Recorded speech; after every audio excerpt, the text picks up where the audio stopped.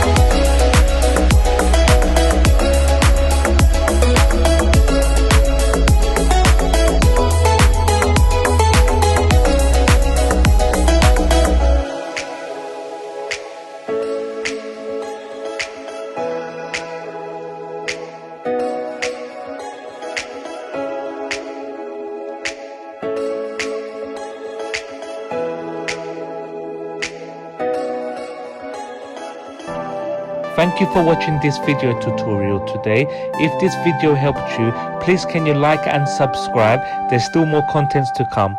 Bye for now.